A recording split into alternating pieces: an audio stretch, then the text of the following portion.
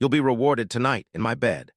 The alien noblewoman whispered Captain Marcus Chen had seen many strange things in his 15 years as a mercenary, but nothing had prepared him for the sight of Lady Zathara's throne room. The walls seemed to pulse with an inner light, casting everything in shades of deep purple and silver. Towering pillars stretched upward into darkness, and the air itself felt thick with something he couldn't quite name, power, perhaps, or ancient tradition. Marcus stood in chains between two armored guards, each easily 7 feet tall with skin that shimmered like oil on water. His shoulders ached from 3 days in their holding cells, and his uniform was torn and blood-stained from the failed extraction mission. He tried to save a group of human refugees from a collapsing colony, but the Velkari military had intercepted his ship. Now he expected execution, or at best, decades in some alien prison. The noblewoman herself sat perfectly still on a throne carved from a single piece of obsidian. Lady Zathara was not what Marcus had expected from the rumors he'd heard. She was tall and elegant, with violet skin marked by intricate patterns that seemed to glow softly in the dim light. Her eyes were large and multifaceted like a cat's, and they studied him with an intensity that made him want to look away. She wore robes that seemed to shift colors as she breathed, and a crown of what looked like living crystal rested on her head. "Captain Chen," she said, and her voice was surprisingly warm, almost musical. "Do you know why you were brought to me, instead of being executed with your crew?" "No, Lady Zathara." He'd heard the Velkari couldn't control these patterns, that they reflected their emotional state. Right now, hers were swirling between deep blue and pale green. She circled him slowly, examining him like he was a piece of artwork. "You risked your life and your ship to save refugees who could not pay you. This is not typical mercenary behavior. The reports say you fought for 2 hours against impossible odds to buy them time to escape. You failed, but the attempt itself was remarkable. I have a proposition for you, Captain. Serve as my personal guard for 1 lunar cycle, 42 of your days, and I will grant you your freedom and enough credits to retire anywhere in the known galaxy. You have hundreds of soldiers.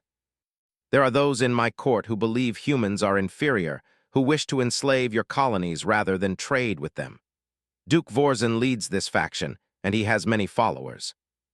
They see me as weak because I advocate for partnership with humanity. You are creative in ways my people are not, and if you serve with distinction, you may be rewarded in ways that would change the future of both our species." "I accept." Without thinking, he grabbed Zathara and rolled sideways as a blade made of pure energy sliced through the space where they'd been standing. The assassin materialized from thin air, his camouflage failing. He was Velkari but wore no house colors. Marcus didn't have time to think. He drew the plasma pistol Zathara had given him and fired 3 shots. The assassin's personal shield absorbed 2, but the third caught him in the shoulder. As the assassin stumbled, Marcus charged forward and delivered a brutal kick to his knee. The joint bent backward with a crack, and the assassin fell. Zathara's guards arrived seconds later, but it was already over. The noblewoman stood and brushed herself off, her skin patterns glowing a warm gold. "Interesting technique," she said, looking at the injured assassin. "You aimed for his shield generators first, then his joints. Most warriors would have tried for a direct kill." The room was filled with books and data crystals, and a massive window looked out over the city below. "You saved my life today," she said without preamble. "By our laws, this creates a debt of honor. But you did it in a way none of my people would have conceived." She poured 2 glasses of something that glowed faintly blue. "The assassin had psychic precognition. He could see attacks before they happened. That is why he felt safe attempting to kill me in daylight. But he could not predict your actions, because you did not decide what to do until the moment you did it. Tell me, Captain, what do you know of Velkari bonding rituals? When a warrior serves a noble with great distinction, they may be offered a reward. Among my people, the highest honor is the Calvith, a permanent psychic bond between 2 individuals.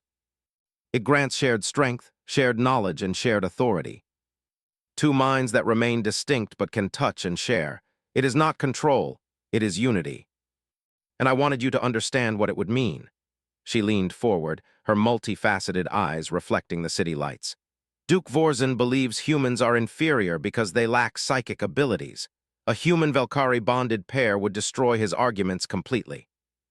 It would prove that humanity deserves equal standing. That is why I am telling you now, so you can decide if you wish to continue. The second assassination attempt came during a council meeting. Marcus stood behind Zathara's chair as she debated trade agreements with a dozen other nobles. He'd learned to read some of their patterns. Red meant anger, blue meant calculation, green meant disgust. Right now, Duke Vorzen's skin was flashing angry red as he argued against Zathara's proposals. You would give these humans equal trade rights? Vorzen demanded. They are barely more advanced than animals. They have no psychic gifts, no honor codes, no. One of the other nobles suddenly lunged across the table, a poisoned blade appearing in his hand. But Marcus had been watching that noble's patterns shift from blue to deep purple, a color he'd learned meant determination. He'd suspected something was wrong. Marcus kicked Zathara's chair sideways, sending her sprawling safely away. Then he grabbed the nearest object, a ceremonial staff, and swung it hard into the assassin's wrist. The blade clattered away. The assassin tried to use his psychic abilities to stun Marcus, but Marcus had been ready for that too. He'd closed his eyes the moment before the attack, robbing the psychic strike of its visual focus. Fighting blind on instinct and sound alone, Marcus delivered a series of precise strikes that left the assassin unconscious on the floor. When he opened his eyes, the entire council was staring at him in stunned silence. "Impossible," someone whispered. "He fought blind against a psychic master. They overcome limitations we cannot even imagine. Let Marcus face our greatest warrior in ritual combat. If he loses, I will withdraw my proposals for human partnership. If he wins, the council will vote to grant humanity equal alliance status." Vorzen was grinning now, his patterns shifting to satisfied orange. "I accept on behalf of the council," he said. "The human will face champion Kaleth in 3 days' time." "I forced your hand." "You will not win through strength or speed," Zathara said, watching the footage with him. "Kaleth has fought for 30 years without defeat." "What's considered the highest form?" "Then I have an idea." Across from him, champion Kaleth looked like a mountain of muscle and fury. The fight began brutally. Kaleth was everything Marcus had feared, stronger, faster, and always one step ahead. Every attack Marcus made was parried or dodged. Every opening was a trap. Within minutes, Marcus was bleeding from a dozen cuts, his armor cracked and useless.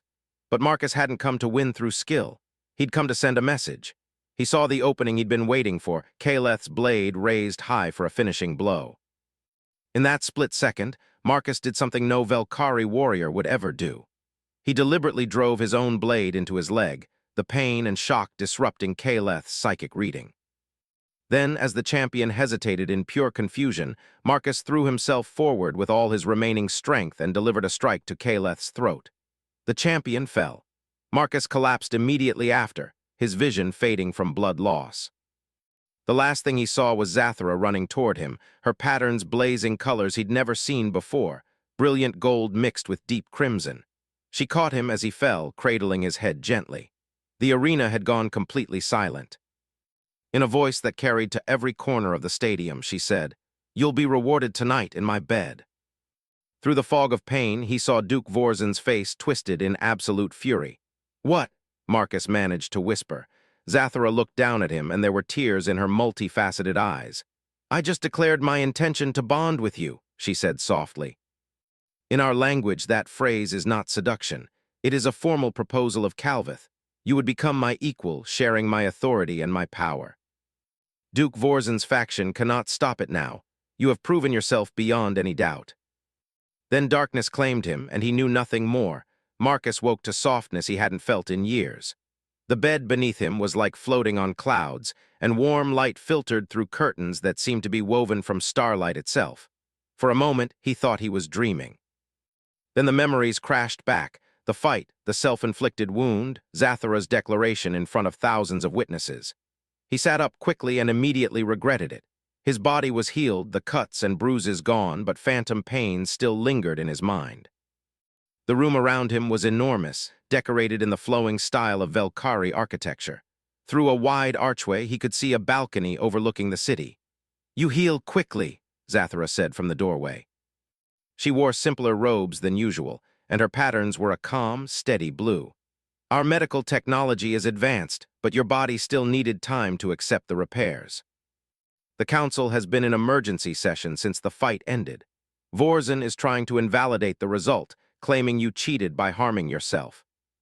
You understood our honor codes better than most Velkari do. She sat across from him, her expression serious. By sacrificing your own safety to achieve victory, you invoked the highest principle of our warrior culture. It was brilliant and completely unexpected. The council cannot deny your victory without denying our own traditions. When I said those words, I made a formal proposal of bonding. By our laws, you have the right to refuse, but Vorzin can claim I'm not worthy, that humans aren't capable of true partnership with your people. It requires absolute trust and emotional vulnerability. Two minds touch and intertwine permanently. There are no secrets in a Calvith bond, no hidden thoughts or buried memories. Everything you are would be visible to me, and everything I am would be visible to you. I can see it in the way you fight, in the way you never speak of your past. The Calvith would expose all of that. Things I'm not proud of. I have perhaps 2 years remaining, maybe less. Her patterns had gone gray, a color he'd never seen before. The Calvith would stabilize my condition, transferring some of your human genetic resilience to me. It would save my life while also securing my political power. If I die without an heir or a bonded partner, Vorzin will seize control of my house, and everything I have worked for will be destroyed. I am asking you to save yourself as well. She turned to face him fully. The bond would give you status beyond anything a human has ever achieved. You would be a noble of the Velkari Empire with full authority to shape policy. You could protect human colonies, ensure fair treatment, build the bridge between our species that both of us want to see exist. Just like him, when do we start? In the center was a raised platform surrounded by crystals that hummed with barely contained energy. The Calvith has not been performed in 3 generations, Zathura explained as they entered. It is rare because it requires perfect emotional synchronization. If either of us holds back, if either of us tries to hide something, the ritual will fail, and the psychic backlash could damage both our minds. Zathura guided him to sit facing her, their knees almost touching. "Take my hands," she said. "Close your eyes. The crystals will amplify our natural psychic resonance. Even humans have some psychic potential, though it usually lies dormant. The ritual will awaken yours and connect it to mine. Let your thoughts settle." Marcus felt a presence at the edge of his consciousness, like someone standing just outside his field of vision. The presence moved closer, and suddenly Marcus was flooded with images that weren't his own. He saw Zathura as a child, learning to control her patterns under her mother's patient guidance. He saw her watching her entire family die from the plague, powerless to help them. He saw her fighting for every scrap of political power, making alliances and compromises, always trying to do what was right while surrounded by those who only cared about their own advancement. And then his own memories began to surface. He tried to hold them back, tried to keep the walls intact, but they crumbled. Zathura saw everything. She saw Marcus as a young pilot, idealistic and brave, believing he could save everyone. She saw the colony massacre, the transport ships full of families that he'd been sent to defend. She saw him watch helplessly as enemy ships tore through his squadron and destroyed the transports.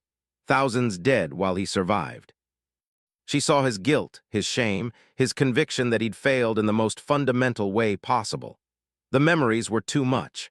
Marcus tried to pull away, tried to break the connection, but Zathura's grip on his hands tightened. "No," she said, her voice echoing strangely in his mind. "Don't run, stay with me. I should have done more, been faster, been better. You saved 3 transports before the others were destroyed. You did everything humanly possible. We carry the weight of every failure and forget to acknowledge the victories. That is the burden of those who care." Through Zathura's perspective, he wasn't a failure. He was someone who'd kept fighting despite impossible odds, someone who'd carried his grief and guilt and still tried to do good in the galaxy. The ritual chamber began to glow. The crystals sang with increasing intensity.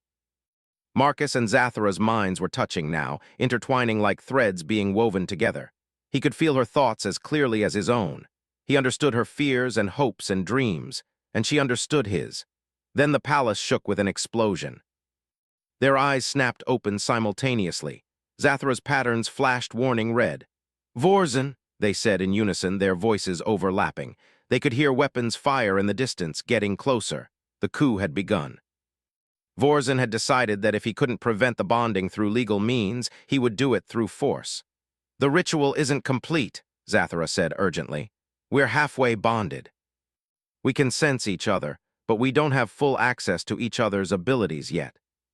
He suddenly knew where enemies were positioned outside the chamber, could sense their intentions through the psychic field that all Velkhari projected. The doors burst open and Vorzin's soldiers poured in. There were at least 20 of them, all heavily armed. Marcus and Zathra moved as one, their half-formed bond allowing them to coordinate perfectly without speaking. Marcus fired at the soldiers while Zathra used her psychic abilities to disrupt their shields.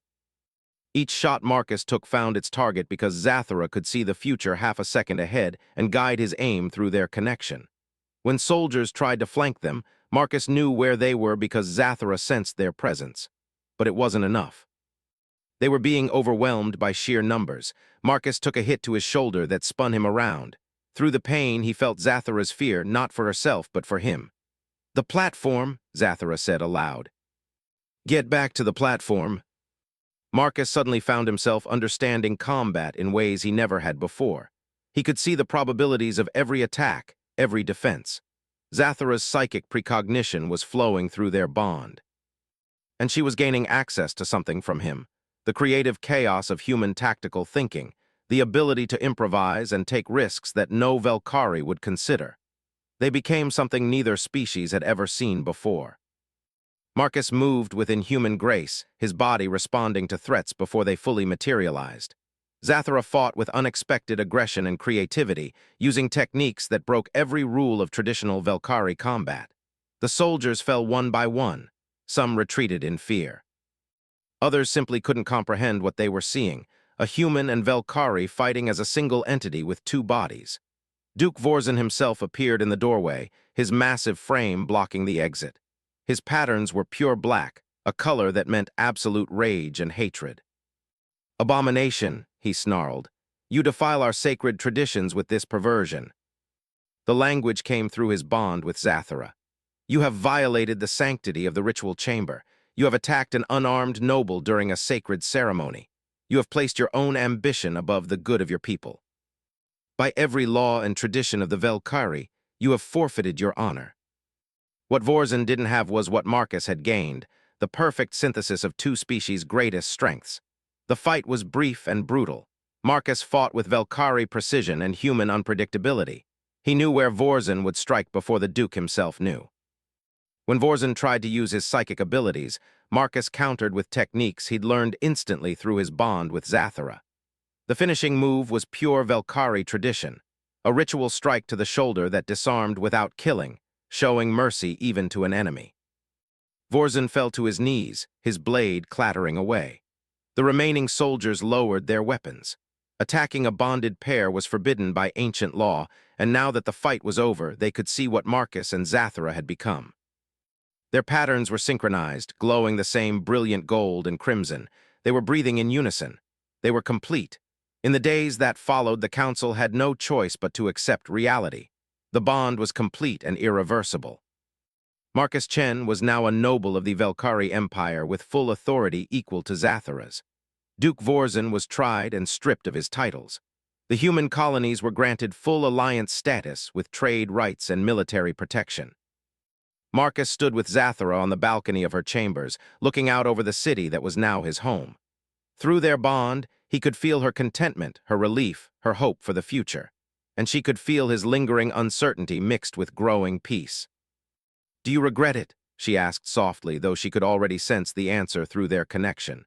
"No," Marcus said honestly. "It's strange and sometimes overwhelming, but no. I spent years running from connection, from vulnerability. I thought it made me stronger. But this," he gestured between them, "this is actual strength, partnership, trust. Building a true alliance between our species will take years of work." Through their bond, he felt her gratitude, her affection, her determination to build something better. He thought of the refugees he'd tried to save, the failures that had haunted him for so long. He couldn't change the past, but maybe he could shape the future. As the first human Velkari bonded pair, he had the power to ensure that no one else would have to watch helplessly as their people suffered. The city lights began to glow as evening fell. Somewhere in the distance, human ships were arriving at Velkari ports for the first time as allies rather than supplicants. It was a beginning, fragile and uncertain, but full of possibility. Marcus had come to this world in chains, expecting execution. Instead, he'd found something he'd never imagined possible, a partnership that transcended species, a bond that made him stronger than he'd ever been alone, and a purpose worth fighting for. The stars were coming out overhead, familiar constellations mixed with alien patterns. Through his bond with Zathara, Marcus could sense her reading his thoughts, feeling his wonder at how much had changed. She squeezed his hand gently, and he squeezed back. Tomorrow they would begin the real work of building an alliance. Tonight, they simply stood together and watched the city lights mirror the stars above. Two minds from different worlds united in hope for something better than either species could achieve alone. 6 months after the bonding, Marcus stood in the Grand Assembly Hall of the Velkari High Council, surrounded by representatives from 40 different star systems. The hall was enormous, with tiered seating that rose in concentric circles toward a domed ceiling painted with historical scenes of Velkari conquests. Every seat was filled, and the air buzzed with whispered conversations in a dozen languages. Through his bond with Zathara, Marcus could feel her nervousness. She stood beside him on the central platform, her patterns shifting between calm blue and anxious green. Today they would present their proposal for the Unified Alliance Charter, a document that would fundamentally reshape how the Velkari Empire interacted with human colonies and other species. "They're afraid," Zathara's voice whispered in his mind through their bond. Half of them still see humans as inferior, the other half fear losing their power. A crystalline chime rang through the hall, and the Supreme Chancellor called the session to order. Chancellor Velmoth was ancient even by Velkari standards. His patterns faded to pale silver with age. "Lord Marcus and Lady Zathara," he said, his voice amplified throughout the chamber. "You have requested this emergency session to propose significant changes to our treaties with human territories. The Council will hear your proposal. Honored Council members," he began in flawless Velkari, "I stand before you as living proof that our species can be more than allies of convenience. The bond I share with Lady Zathara has given me insights into your culture, your values, and your fears. And it has given her insights into humanity's strengths, our resilience, and our potential. For 3 generations, our species have circled each other like wary predators. Small trades, limited contact, constant suspicion. This has cost both our peoples dearly. Human colonies struggle without access to Velkari technology and resources. Velkari expansion is limited because you refuse to trust human systems with key infrastructure. You speak of trust, human, but your kind has no honor codes, no psychic gifts. How can we trust beings we cannot read? You cannot read us psychically, this is true. But is that not precisely what makes us valuable? In war, predictability is weakness. In diplomacy, mystery is strength. Humanity's lack of psychic presence means we can negotiate with species that your own telepaths cannot approach without overwhelming them." He changed the holographic display to show 3 star systems on the border between Velkari space and the territory of the Crystal Jector Collective. The Jector have refused all contact with the Velkari Empire for 200 years because their crystalline neural structures cannot tolerate psychic presence, but they have agreed to meet with human diplomats. Through us, you could open trade with a civilization that controls 17 resource-rich systems. Zathara projected calm confidence through their bond, and Marcus drew strength from it. "The charter we propose is simple," Zathara said, taking over the presentation smoothly. "Human colonies receive full protection under Velkari military law and access to our medical and technological advances. In exchange, humanity provides diplomatic services with psychic-sensitive species, shares their innovations in artificial intelligence and quantum computing, and contributes ships and personnel to joint defense forces. You ask us to share our most advanced technology with a species that barely achieved faster-than-light travel a century ago," another council member objected. What happens when human colonies use our technology to build weapons against us? The difference is that under this charter, humans have a voice in your government. We have representation, rights, and a path to full citizenship. People who have a stake in a system rarely destroy it. You speak of citizenship for humans. Do you comprehend what you're asking? Velkari citizenship requires absolute loyalty to the Empire. It requires acceptance of our laws, our traditions, our way of life. I have lived within your culture for 6 months. I have learned your language, your customs, your history. I have bonded with one of your greatest nobles. I know what I'm asking humanity to embrace. But I also know that isolation leads to stagnation and conflict leads to destruction. This charter offers a third path, integration with respect for differences. A new figure appeared in the center of the hall, projected from a distant location.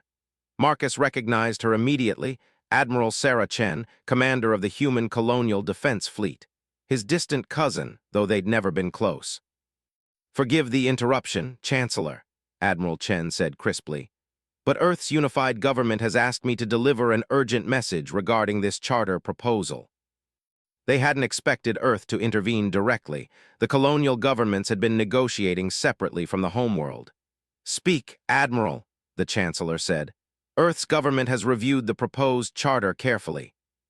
We have concerns about several provisions, particularly those regarding military integration and technology sharing.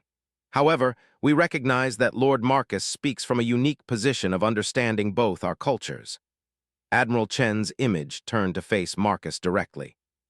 "Cousin, I've known you since we were children. I served with you during the border wars. When you disappeared into mercenary work after the massacre of Perseus Station, many of us thought we'd lost you to grief and anger." He hadn't spoken to Sarah in over a decade. "But seeing you now," Sarah continued, "bonded to a Velkari noble, speaking their language like you were born to it, advocating for our people with genuine passion. I understand that you never stopped fighting for humanity. You just found a different battlefield." She paused, and Marcus saw emotion flicker across her disciplined features. "Earth's government authorizes me to announce our support for the Unified Alliance Charter, with Lord Marcus Chen designated as humanity's primary ambassador to the Velkari High Council." Marcus stood frozen, processing what had just happened.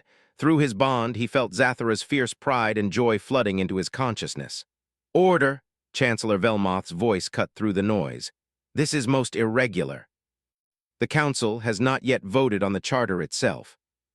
I have watched Lord Marcus these past 6 months. I have seen him master our language and customs with remarkable speed. I have witnessed his bond with Lady Zathara transform her into a more effective leader than she was before.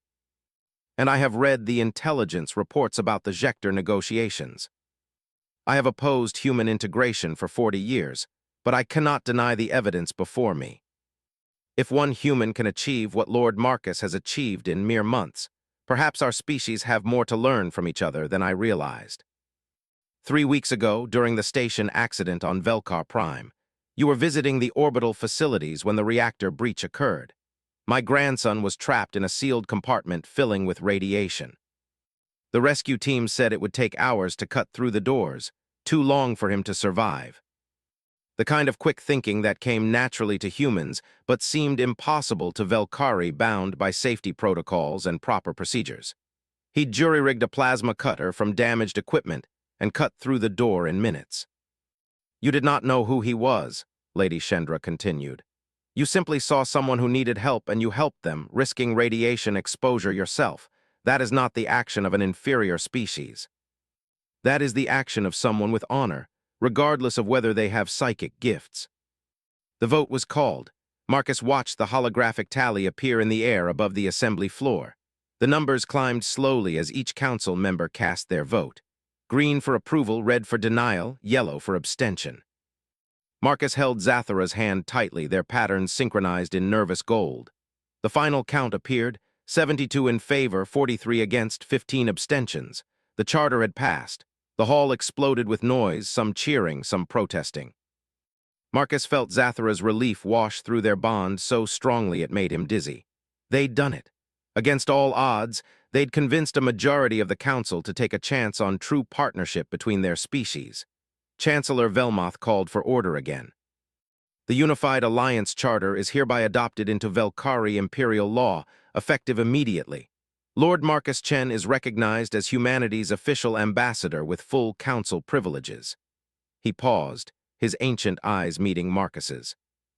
You have done something remarkable, young human. Do not make us regret this decision. Marcus met representatives from a dozen human colonies, all eager to discuss what the charter meant for their worlds. He met Velkari nobles who wanted to understand this strange human who'd changed their empire's direction. Through it all, Zathura stayed beside him, their bond allowing them to navigate the complex social dynamics effortlessly. Finally, late in the evening, they escaped to their private quarters. Marcus collapsed onto a chair, his mind still spinning from everything that had happened. Zathura brought him a drink of the blue liquid he'd grown fond of and sat beside him. "We did it," she said softly, her patterns glowing warm gold. "I thought it would take years to achieve this, if we could achieve it at all. I just did what needed to be done." The council recognized that authenticity. "That's insane. Together, we're stronger than either of us could be separately." Through their bond, he could feel Zathura's health stabilizing, the genetic condition that had been killing her now held in check by the unique biology their bond had created. She would live, and they would face the future as partners. A communication alert chimed. Admiral Chen's face appeared on the view screen. "Marcus, sorry to interrupt your evening, but Earth's government wants to schedule a formal meeting with you next month. They want to discuss expansion of human territories into the neutral zones, now that we have Velkari protection." It meant a lot. Earth is in good hands. Implementing the charter, managing conflicts, building trust between our peoples. It won't be easy. If we can do that, we can handle whatever challenges come next. Not the desperate hope of someone trying to outrun his past, but the steady hope of someone building toward a better future. Outside their window, human ships were docking at Velkari stations, the first wave of what would become a permanent exchange. Scientists, diplomats, traders, families, all flowing between worlds that had been separated by fear and prejudice. It would be messy and complicated, full of misunderstandings and conflicts to resolve. But it was happening, and Marcus had helped make it possible. He'd come to this world in chains, expecting death. Instead, he'd found purpose, partnership, and a way to honor the people he'd failed to save by ensuring others wouldn't suffer the same fate. The reward Zathura had promised that day in the arena hadn't been what he'd expected. It had been infinitely better, not just a bond, but a chance to change the galaxy. And they were only just beginning. The assassination attempt came during the Harvest Festival, 3 months after the Charter's ratification. Marcus and Zathura were walking through the public gardens of Velkar Prime, surrounded by thousands of celebrating citizens from both species. Children ran between market stalls selling exotic foods and handcrafted items. Musicians played instruments from a dozen different worlds, creating a chaotic but joyful symphony. Marcus was examining a human-made sculpture when he felt it through the bond, a spike of cold intention from somewhere in the crowd. Zathura sensed it at the same instant. They turned together, scanning faces, searching for the source of the malevolent presence. "There," Zathura whispered in his mind, "behind the fountain." 3 individuals with pattern suppressors. Marcus's hand moved instinctively toward his weapon, but Zathura stopped him with a gentle mental touch. "Too many civilians. If we start a firefight here, dozens could die." Zathura would use her authority to evacuate the immediate area while Marcus tracked the suppressor's energy signature. But before they could act, a small human girl ran directly into Marcus's path, chasing a floating toy that had escaped her grasp. The attackers struck in that moment of distraction. 3 figures in dark clothing emerged from the crowd, weapons raised. But they weren't aiming at Marcus or Zathura. They were targeting the human children gathered near the sculpture exhibit. Time seemed to slow. Through their bond, Marcus felt Zathura's horror mixing with his own. These weren't simple assassins. They were terrorists trying to destroy the fragile peace by massacring human children on Velkari soil during a celebration of unity. Marcus moved without thinking, his body responding to instincts honed by years of combat. He grabbed the nearest child and dove behind a stone barrier, covering her with his body. Zathura was moving too, her psychic abilities creating a shield that deflected the first volley of energy bolts away from the crowd. Security forces were responding, but they were seconds away, seconds that could mean the difference between tragedy and survival. Marcus's mind raced through options, calculating angles and probabilities with the enhanced combat awareness their bond provided. He couldn't reach his weapon without exposing the children. Zathara's shield was weakening under sustained fire. Then Marcus remembered something from his military training, a technique he'd never successfully performed because it required split-second timing and absolute confidence. Through the bond, Zathara understood his intention immediately. "That's insane," her voice echoed in his mind. "You could be killed." Zathara's precognition flowed through him with perfect clarity. Marcus stood, exposing himself completely. The attackers redirected their fire toward him instantly, but Marcus was already moving, weaving between the bolts with impossible precision. Each step was guided by Zathara's foresight, each movement executed with human speed and flexibility that no Velkhari could match. He closed the distance in seconds, reaching the first attacker before the man could adjust his aim. Marcus disarmed him with a brutal strike and used the captured weapon to take down the second attacker. The third tried to run, but Zathara's psychic abilities locked his muscles in place until security forces arrived. The entire incident had lasted less than 30 seconds, but Marcus's heart was pounding like he'd run a marathon. The little girl he'd protected was crying, clutching his leg. Other children gathered around, some frightened, others looking at him with wide-eyed amazement. "You saved us," one human boy said in awe. "You moved like you could see the future." The news spread across both human and Velkhari space within hours. Video footage of Marcus dodging energy fire to protect human children played on every major broadcast. The attackers turned out to be members of a radical faction called the Purity Movement, Velkhari extremists who believed the charter corrupted their species' noble bloodlines. The incident could have destroyed the fragile alliance. Instead, it strengthened it. Velkhari citizens were horrified that members of their own species had targeted children. Hundreds of thousands protested in the streets, demanding action against extremist groups. Human colonists saw Marcus risk his life for their children and recognized that some Velkhari truly cared about protecting humanity. But the attack had consequences Marcus hadn't anticipated. 2 days later, he received a private communication from Admiral Chen. Her expression was grim. "Marcus, I need to warn you about something. Earth's intelligence services have intercepted communications from several human separatist groups. They're not happy about the charter either. They see you as a traitor who's selling out humanity to aliens. They're former military, some of them from your own unit during the border wars. They believe humanity should remain independent.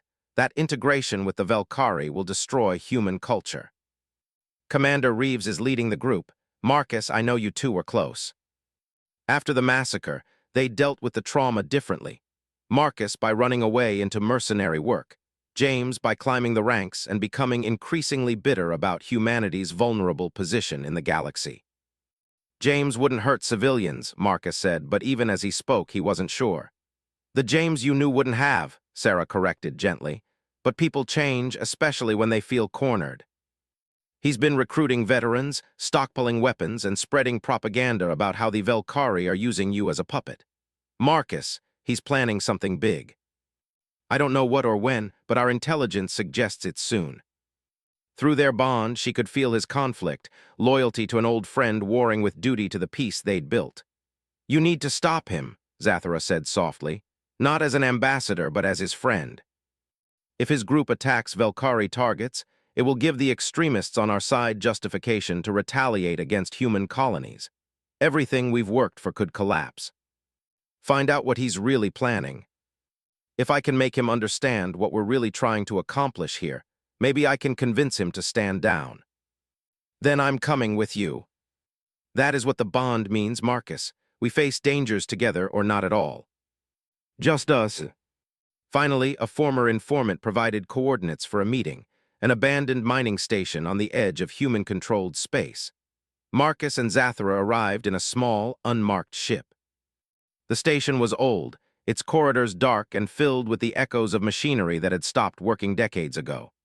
Marcus's combat instincts were screaming warnings, but he pushed forward, trusting Zathara's psychic senses to detect any immediate threats. They found James in what had once been the station's command center. He stood with his back to them, looking out a viewport at the stars. Even from behind, Marcus could see how much his friend had changed. James's shoulders were hunched, his posture radiating exhaustion and bitterness. "I knew you'd come," James said without turning. "Sarah probably warned you I was planning something terrible." James finally turned, and Marcus was shocked by what he saw. His friend looked 10 years older, with deep lines etched around his eyes and gray streaking his hair. "Do you remember Perseus Station, Marcus? Do you remember watching those transports explode while we were too slow, too weak, too few to stop it? I spent 15 years building our defenses, training new pilots, preparing for the next attack." James's voice grew harsh. "And then you show up, bonded to some alien noble, convincing our leaders to surrender our independence. Do you have any idea what you've done? The Velkari have technology and resources we desperately need. How long before we're just another client species, following their orders, adopting their customs, losing everything that makes us human? My people have similar concerns about human integration affecting our culture, but isolation is not strength. It's stagnation that leads to death. Anything you say to me, you say to her too. That's what the bond means. How much of what you think is really you, and how much is Velkari programming? It connects me. I'm still myself, just stronger and more complete. Through Zathara, I understand the Velkari in ways no human ever has before. And through me, she understands humanity. That understanding is what's building real peace. You used to believe in human independence. You used to fight for our right to determine our own future. We have voting representation on the council. This isn't surrender, James, it's partnership." She projected it to him silently, and after a moment's consideration, he nodded. "James," Marcus said carefully, "what if you could see for yourself? What if you could experience the bond temporarily, understand exactly what it is and what it isn't?" "What are you talking about?" You could see inside Marcus's mind, see that he's still himself. And you could see into mine, see that we Velkari aren't the monsters your propaganda describes. James, you and I survived hell together. We've trusted each other with our lives dozens of times. Trust me one more time. If after experiencing the shadow bond you still believe I'm wrong, I'll help you find a way to oppose the charter peacefully. But if you see what I see, maybe you'll understand why this alliance is humanity's best chance. If this is another alien mind control technique, I swear I'll. Zathara guided them through the ritual, her psychic abilities creating a temporary bridge between three minds. Marcus felt James's presence joining their bond, rough and angry and afraid, but underneath it all, still the friend he remembered.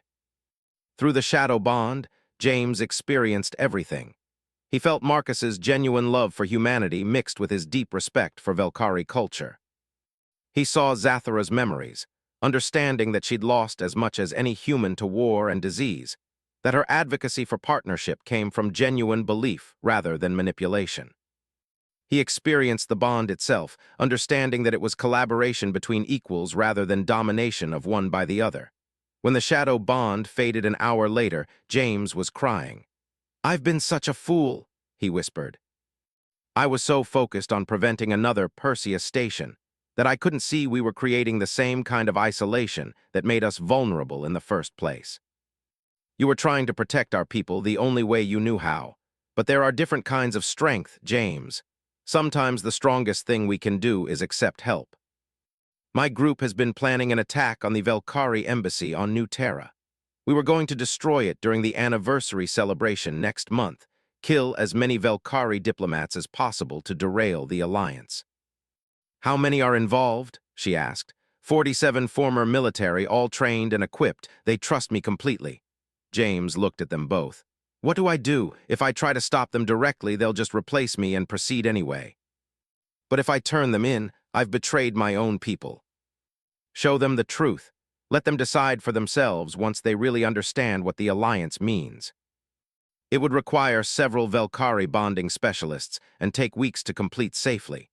But yes, if you're willing to coordinate it, we can arrange temporary bonds with everyone in your organization. Some of them still won't accept it. Some will be too committed to their hatred. Give them the complete picture, and most will make the right choice. It was delicate work, requiring absolute discretion to avoid both Velkhari extremists and human authorities learning what was happening. Zathra brought in specialists she trusted completely, and one by one, the separatists experienced temporary bonds. The results exceeded Marcus's hopes. Of the 47 members, 42 abandoned their plans for violence after experiencing the shadow bond. 3 left the group entirely but agreed to remain silent. Only 2 remained committed to attacking the embassy, and James quietly reported them to authorities before they could act. On the day of the anniversary celebration, Marcus stood beside Zathra at the embassy entrance, greeting arriving guests. James was there too, now working openly as a liaison between human military forces and Velkhari defense coordinators. Former separatists served as security guards, their understanding of both cultures making them uniquely qualified to protect the fragile peace. "We did it," Zathra said softly through their bond. "We turned enemies into allies without bloodshed." That's what changed James's mind, and through him the others. But they'd proven that even the deepest divides could be bridged through understanding and willingness to be vulnerable. As human and Velkhari guests mingled in celebration, Marcus allowed himself a moment of satisfaction. The reward Zathra had promised had indeed come true, not just a bond or political power, but the chance to build something genuinely new and better for both their peoples. And standing beside her, feeling her presence constant and warm in his mind, Marcus knew he'd found something even more valuable, a true partnership that made him stronger, wiser, and more complete than he'd ever been alone.